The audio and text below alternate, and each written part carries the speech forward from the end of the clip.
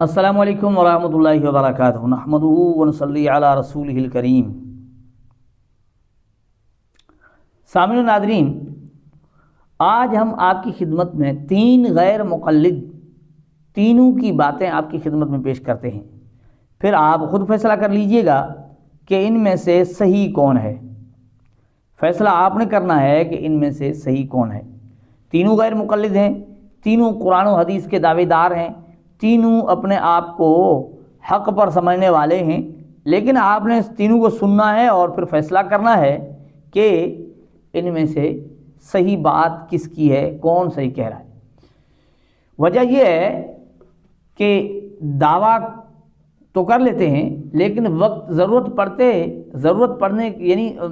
پڑ جانے پر اپنا دعویٰ ان کا تبدیل ہو جاتا ہے اور پھر اپنی بات سے خود پیچھے ہٹ جاتے ہیں۔ تو آج ہم ایسی چیز آپ کی خدمت میں پیش کر رہے ہیں۔ پہلے ان میں سے ہم آپ کی خدمت میں بات رکھتے ہیں، ان کے ہیں صدیق رضا صاحب۔ یہ کوئی عام بندہ نہیں، ان کا مناظر ہے، یہ مناظرے کیا کرتا ہے۔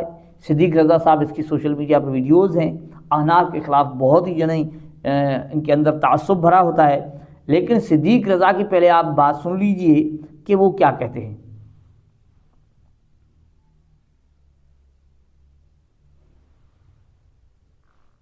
یہ معاملہ نہیں ہے۔ ہم کہتے ہیں جو بھی قرآن و سنت پر قائم ہے کفر و شرک سے بری ہے، خواہ وہ اپنے آپ کو اہل الحدیث کہیں یا نہ کہیں۔ اگر وہ قرآن و سنت پر قائم ہے، توحید و شرک سے بری ہے، کفر سے بری ہے، تو وہ اللہ کی رحمت سے جنت میں داخل ہوں گے۔ یہ معاملہ نہیں ہے۔ ہم کہتے ہیں جو بھی قرآن و سنت پر قائم ہے کفر و شرک سے بری ہے، خواہ وہ اپنے آپ کو اہل الحدیث کہیں یا نہ کہیں۔ اگر وہ قرآن و سنت پر قائم ہے، توحید و شرک سے بری ہے، کفر سے بری ہے، تو وہ اللہ کی رحمت سے جنت میں داخل ہوں گے۔ جو بھی قرآن و سنت پر قائم ہے کفر و شرک سے بری ہے، خواہ وہ اپنے آپ کو اہل الحدیث کہیں یا نہ کہیں۔ اگر وہ قرآن و سنت پر قائم ہے، توحید و شرک سے بری ہے، کفر سے بری ہے، تو وہ اللہ کی رحمت سے جنت میں داخل ہوں گے۔ بالکل ہم نے ریزرویشن نہیں کروائی ہوئی، اور اگر کوئی اس طرح سے کہتا ہے تو یہ اس کا تعصب ہے۔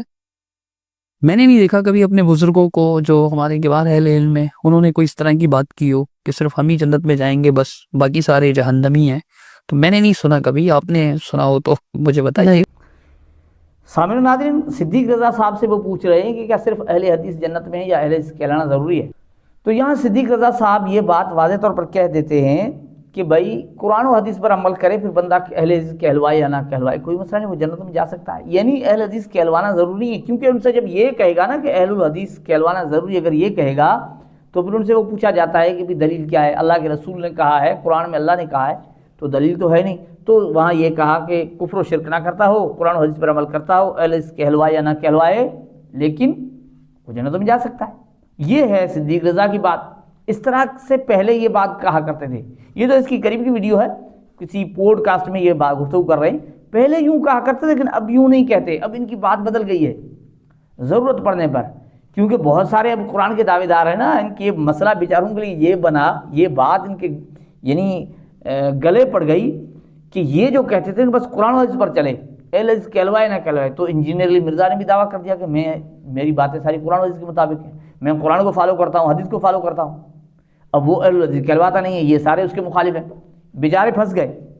تو ان کا طریقہ کار اور بدل گیا۔ تو یہ بات کہنا کہ بھائی ٹھیک ہے اہل حدیث نہ کہلوائے، قرآن حدیث کو مانے، پہلے تو ان کا ٹارگٹ یہ ہوتا تھا کہ بس کسی طرح فقہ حنفی کا رد کرنا ہے، حنفی فقہ کا رد کرنا ہے نا۔ اس وقت یہ کہتے تھے کہ بھائی بس اہل حدیث کہلوائے نہ کہلوائے، قرآن حدیث کو مانے، تقلید کو چھوڑ دے، یہ بات۔ اب جب انجینئر علی مرزا جیسے پیدا ہوئے، انہوں نے کہا ہم بھی تقلید نہیں کرتے، ہم بھی قرآن حدیث کو فالو کرتے، جماعت المسلمین والوں نے بھی یہ کہا، تو یہ بیچارے پھنس گئے۔ اب ان کا طریقہ کار کیا ہے، ذرا یہ بھی سن لیجئے۔ ہم تو کہتے ہیں کہ موجودہ پرفتن دور میں اپنے آپ کو سلفی اور حدیث کہنا کہیں کہیں واجب اور لازمی ہے، تاکہ یہ شناخت ہو سکے کہ ہم کون سے مکتب فکر کی ترجمانی کرتے ہیں۔ ہم تو کہتے ہیں کہ موجودہ پرفتن دور میں اپنے آپ کو سلفی اور حدیث کہنا کہیں کہیں واجب اور لازمی ہے، تاکہ یہ شناخت ہو سکے کہ ہم کون سے مکتب فکر کی ترجمانی کرتے ہیں۔ اپنے آپ کو سلفی اور حدیث کہنا کہیں کہیں واجب اور لازمی ہے۔ غیر مقلد کہتا ہے کہ اہل حدیث یعنی سلفی کہلوانا کہیں کی واجب ہے۔ اب ان کے نزدیک اہل الحدیث کہلوانا واجب بن گیا، سلفی کہلوانا واجب بن گیا، تاکہ پہچان بن سکے۔ اب پہلے تو یہ تھا کہ بھئی آپ اہل حدیث کہلوائے نہ کہلواؤ، قرآن حدیث پر عمل کرو، اہل حدیث آپ کہلوائیں یا نہ کہلوائیں کوئی مسئلہ نہیں ہے، لیکن قرآن و حدیث پر عمل کریں۔ لیکن اب یہ کہتا ہے کہ اہل حدیث کہلوانا واجب ہے، سلفی کہلوانا واجب ہے۔ کتنی یعنی بات میں تضاد آ گیا ہے، اس کی بات الگ، اس کی بات الگ۔ اب وہ بھی قرآن و حدیث کا دعوے دار، یہ بھی قرآن و حدیث کا دعوے دار ہے، لیکن بات میں فرق ہے، بہت فرق ہے۔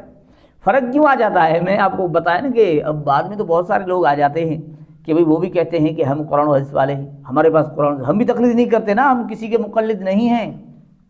اب اس کی تحقیق اپنی، ان کی تحقیق اپنی، کیونکہ انہوں نے جو تحقیق کے لائق لوگ ہیں، تحقیق کے حقدار ہیں، ان کی تو پیروی کرنی نہیں ہے، انہوں نے اپنوں کی پیروی کرنی، تو پھر اس طرح کے بہت سارے لوگ پیدا ہو جاتے ہیں، پھر یہ خود ان کی بات گلے پڑ گئی۔ بہرحال تو یہ تو تھا مسئلہ، لیکن ایک اور ہم سن لیتے ہیں غیر مقلد جو کچھ زیادہ ہی آگے بڑھ چکے ہیں، اس سے بھی آگے بڑھ چکے ہیں۔ وہ جو کچھ کہہ رہے ہیں وہ آپ توجہ سے سنیں، پھر آپ سوچیں کہ غیر مقلدیوں کے جو یہ کہتے ہیں کہ ٹھیک ہے اہل الحدیث نہ کہلوائے، قرآن و حدیث پر عمل کرے، تو یہ ان کی بات سچی ہے یا جھوٹ بولا کرتے ہیں، یا اس کے اندر بھی کچھ کوئی دو نمبری ہے؟ تو ان کی گفتگو سے پتہ چل جائے گا۔ یہ ہے سبتہ نشانہ نقوی، کیا کہہ رہے ہیں سن لیجئے۔ لوگ آتے نا آل الحدیث مسلک چھوڑتا کوئی نہیں، میں نے کہا چھوڑت جو چکھ لے، جو جان لے، جو پہچان لے، وہ چھوڑتا ہی نہیں۔ کیوں؟ انہوں پتہ ہوندہ ہے کہ اس کے پیچھے آگ ہے جہنم کی آگ ہے، بعد الحق اللہ، کہ اس کے پیچھے آگ ہے جہنم کی آگ ہے۔ اب ناظرین کرام، پہلے ان سے پوچھا جا رہا تھا کہ کیا اہل حدیث ہی جنت میں جائیں گے، تو وہاں تو انہوں نے یہ بات چھپا دی، کہا کہ ہمارے کسی نے اس طرح کی بات نہیں کی، اگر کہیے تو تعصب ہے۔ تو اب یہ سبتہ نشانہ نقوی کے اندر تعصب ہوگا نا۔ اب یہ صاف طور پہ کہہ رہا ہے کہ اہل حدیث کے علاوہ آگ ہے، جہنم کی آگ ہے، یعنی اہل الحدیث جو نہیں ہیں تو وہ تو بیچارے جہنم ہی ہے نا، جنتی صرف اہل الحدیث ہیں۔ بات تو یہاں انہوں نے واضح کر دی ہے۔ اب انہوں نے جو کہا تھا کہ بھئی نہیں، قرآن و حدیث پر عمل کرے، اہل الحدیث کہلوائے یا نہ کہلوائے کوئی مسئلہ نہیں ہے، لیکن وہ جنت میں جا سکتا ہے، کفر و شرک نہ کرے۔ یہ کہہ رہا ہے کہ اہل حدیث کے علاوہ سب کو کیا کہہ رہا ہے؟ ان کے لیے آگ ہے، اہل حدیث مسل چھوڑے گا، آگ ہے، جہنم کی آگ ہے۔ تو آپ اندازہ لگائیے کہ کس حد تک غیر مقلدین پہنچ چکے ہیں کہ تمام مسلمانوں کے لیے اور جتنے مسالک ہیں ان کے لیے جہنم کی آگ کا فیصلہ کر دیا ہے، حالانکہ ان پر کوئی قرآن کی آیت نہیں اتری ہے، ان پر وحی نہیں آئی، لیکن اس کے باوجود انہوں نے فیصلہ کر دیا ہے اور خود کو صرف اپنے ہی اس فرقے کو جنتی مانا ہے۔ اللہ جل جلالہ ہمیں ان غیر مقلدین کی حقیقت کو سمجھنے کی توفیق عطا فرمائے۔